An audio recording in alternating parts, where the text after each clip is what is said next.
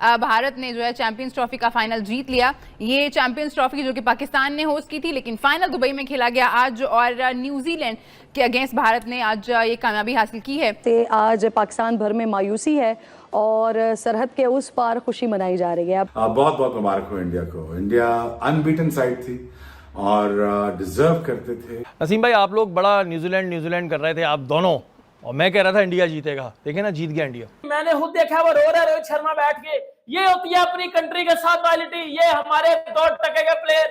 और जब आपका कैप्टन दलेर होना तो आपको कोई हरा नहीं सकता है, और रोहित शर्मा से ज्यादा दलेर कैप्टन मैंने जो अपनी लाइफ में नहीं देखा। क्योंकि जो इनका टैलेंट है वो आईसीसी ट्रॉफी जीतने वाला है व्हाइट बॉल क्रिकेट में, और वो जस्टिफाई कर रहे हैं अपने टैलेंट को कि हम लोग आईसीसी ट्रॉफी जीतेंगे। तो दिल करता है सारे वीजे लगवाए और इंडिया चले जाए, इसको छोड़ दे पाकिस्तान को, क्योंकि ये जो चीज देखी है, जैसे मौलवी साहब जज्बे में आए हुए हैं, जज्बे में, इसलिए इंडिया जिंदाबाद। इंडिया को पूरा क्रेडिट जाएगा, उन्होंने अपनी क्रिकेट को हमसे कहीं ज्यादा बेहतर किया है। शायद अब हमारी क्रिकेट को उनसे लर्न करने की जरूरत है। अगर मैं तो ये कहूंगा कि चैंपियंस ट्रॉफी की अगर कोई वर्ल्ड की टीम भी बना दे इस वक्त और इंडिया के खिलाफ दुबई में खेले, तो मेरे ख्याल में इंडिया उनसे भी जीत जाएगा। आई थिंक सारे जितने भी क्रिकेट बोर्ड हैं उन सब को चाहिए आफ्टर द टूर्नामेंट वो आईसीसी को कुछ ना कुछ तो रिपोर्ट देते ही होंगे ना, तो उनको रिपोर्ट देनी चाहिए और उनको कहना चाहिए कि क्या आया, ये सारी चीज़ें आपने जो की हैं क्या वो फेयर थी, इक्वालिटी के ऊपर थी। सारी दुनिया ज़रूर बात करे कि आईसीसी फेवर कर रही है।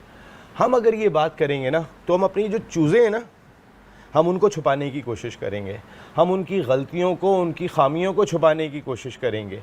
हमें ये नहीं करना चाहिए। हमें देखना चाहिए कि किस तरीके से विराट कोहली और रोहित शर्मा ने एक बड़े भाई का रोल प्ले करते हुए अपने खिलाड़ियों को कैसे डेवलप किया। कि उनकी टीम इतनी ज्यादा बैलेंस्ड है कि इस वक्त उनको दुनिया के किसी भी कोने में खिला लो तो वो शायद अनकंडीशनल बेस्ट है ना ये। फादर ऑफ क्रिकेट बन गया इंडिया, और फादर ऑफ क्रिकेट से भी कोई ऊपर का दर्जा है तो भाई वो भी दे दो, इससे बड़ा है। अब क्रिकेट के जो है वो गैंगस्टर कोई नहीं बन सकते जिस तरह की परफॉर्मेंस कर रहे हैं। पिछले कुछ सालों से आप उनकी परफॉर्मेंस देखें, आप लास्ट 3 इवेंट्स देखें।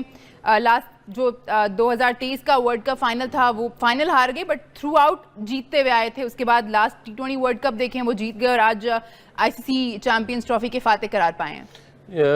देखें, I am not taking any credit away from India, well deserve, बहुत अच्छा खेले हैं, जीते हैं, और बहुत सारी चीज़ें ऐसी हैं। मैं ये समझता हूँ इस प्रोग्राम के तवस्सुल से, आई थिंक सारे जितने भी क्रिकेट बोर्ड हैं उन सब को चाहिए आफ्टर द टूर्नामेंट वो आईसीसी को कुछ ना कुछ तो रिपोर्ट देते ही होंगे ना, तो उनको रिपोर्ट देनी चाहिए और उनको कहना चाहिए कि क्या आया, ये सारी चीज़ें आपने जो की हैं क्या वो फेयर थी, इक्वालिटी के ऊपर थी, इसके प्रोज एंड कॉन्स क्या हैं, किस तरफ इसके सारे इशारे जा रहे हैं, कौन लाडला है कौन लाडला नहीं है।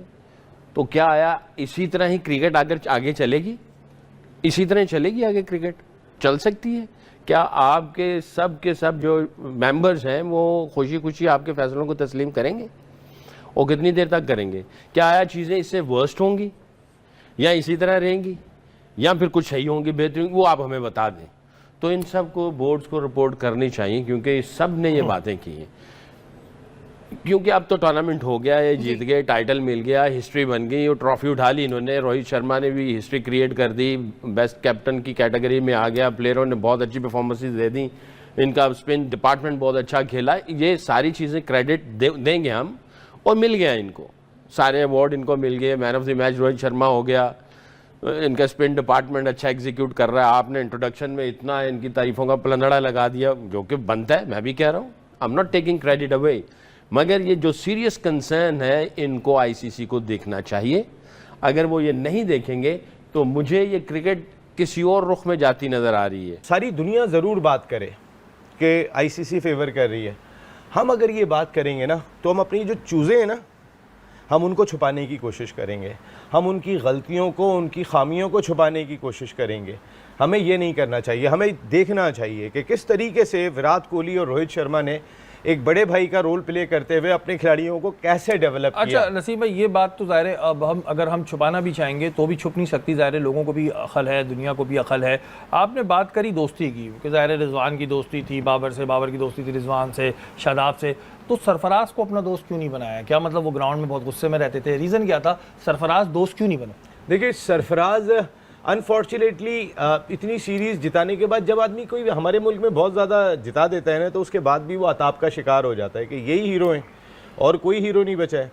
और सरफराज को जिस तरीके से पाकिस्तान क्रिकेट का कत्ल करके उनको कप्तानी से हटाया गया था, वो पाकिस्तान का क्रिकेट का बहुत बड़ा कत्ल था, इस वजह से कि पाकिस्तान एक मार्जिन से नंबर 1 टीम थी। वो तीनों फॉर्मेट को बहुत शानदार अंदाज से लेके चल रहे थे। जिस दिन सरफराज को हटाया था, मैं एक शो कर रहा था और मैंने एक बात कही थी, मैंने कहा पाकिस्तान क्रिकेट ये दिन याद करेगी, कभी भूलेगी नहीं ये दिन के जिस अंदाज से आपने सरफराज को हटाया है। और उसके बाद आज तक हम वो दिन याद कर रहे हैं। आज इस बात को हटाए हुए भी मेरे ख्याल 5 साल हो गए, नहीं 2019 में हटाया, तकरीबन 6 साल हो गए। आज तक हम उस सरफराज को हटाने को याद करते हैं, आज तक हम बात करते हैं। लेकिन अफसोस इस बात का है कि ठीक है, याद कौम कर रही है, जो हमारे साफ़ी हैं, जो तजिया निगार हैं वो कर रहे हैं, लेकिन जो पीसीबी है उसको वो कह रहा है खैर है, सब चलता है। एमन, आप क्या समझती हैं आज के मैच पे, कहाँ न्यूजीलैंड घबरा गया? क्यों बातें हो रही थी बड़ी बड़ी, आप तो कह रही थी न्यूजीलैंड ने ये करना है वो करना है, कहाँ घबरा गया कि मतलब कोलैप्स कर गई उनकी टीम पूरी? नहीं देखिए, हमने जब स्टार्ट में बात की थी तो नसीम भाई ने भी कहा था कि 60-40 का रेशो है। हमने न्यूजीलैंड को बिल्कुल आउट नहीं किया था, बट वी बिलीव कि उनके पास जो उनका कॉम्बिनेशन है वो इस वक्त परफेक्ट है। अगर आप इंडिया के साथ उनका मैच करवा दें, और यही दो टीमें फाइनल में पहुंची, तो लग रहा था कि एक अच्छा मैच देखने में नज़र आएगा। लेकिन जो आज की पिच थी ना, उसने इंडिया को बहुत ज़्यादा सपोर्ट किया। न्यूजीलैंड के बैटर्स बिल्कुल भी स्पिन को रीड ही नहीं कर पाए।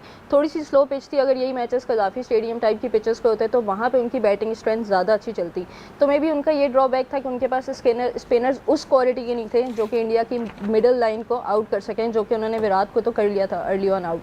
But on the other hand New Zealand ने ये टूर्नामेंट बहुत कन्विंसिंगली खेला है। इंडिया ने भी डोमिनेट किया है पूरे इस टूर्नामेंट में, बहुत ज़्यादा उनको मुबारक हो, वो जीते हैं इस टूर्नामेंट को। और इससे पहले T20 वर्ल्ड कप भी उन्होंने जीता, तो थ्रू आउट बड़ा अच्छा उनका ये रहा। क्योंकि जो इनका टैलेंट है वो आईसीसी ट्रॉफी जीतने वाला है वाइट बॉल क्रिकेट में, और वो जस्टिफाई कर रहे हैं अपने टैलेंट को कि हम लोग आईसीसी ट्रॉफी जीतेंगे। That gives a strong legacy to the coming generations. Number 1, number 2, attracts a lot of sponsorship for the right reason. Number 3, अगर आप इनकी ओवरऑल इनकी पूरी ग्रोथ की तरफ जाएं तो ये एक कंप्लीट विन है as a team, not as individual. Rohit Sharma ने एज ए लीडरशिप जो भी रोल प्ले कर रहे हैं शानदार है। उनका जो चेंज ऑफ प्लेइंग स्टाइल है ये उनका कभी भी नहीं था, लेकिन he wanted to do that, क्योंकि वो जब सेल्फलेस मोड में खेले हैं तो इंडिया की शक्ल बदल गई, इंडिया के खेलने का स्टाइल बदल गया। 2022 के एशिया कप से ये काम शुरू हुआ है। आप देखें आज तक दे आर विनिंग, सिर्फ एक फाइनल हारे हैं जो इनका they should have win that, but नहीं जीत सके। इंडिया के अंदर फाइनल हारे, उसके बाद वेस्ट इंडीज में जाके ट्रॉफी जीतते हैं T20 की, आईसीसी चैंपियंस ट्रॉफी इस मरतबा जीत के दिखाते हैं। तो they playing for a cause, और इसमें कोई शक नहीं है कि ये मुझे ज्यादा तौर पर 70s की वेस्ट इंडीज, लेट 90s से लेके 2015 तक की ऑस्ट्रेलिया, और अब की अगर मैं बात करूं तो India is dominating for the right reason, क्योंकि इनके स्किल्स की एवोल्यूशन जो है वो ऐसी है कि इनको कंडीशन की मोहताज ये टीम नहीं रही। ये स्टेज देखती है और अपने वेल डिफाइंड रोल को एज ए प्लेयर एग्जीक्यूट करती है फॉर द विनिंग कॉज।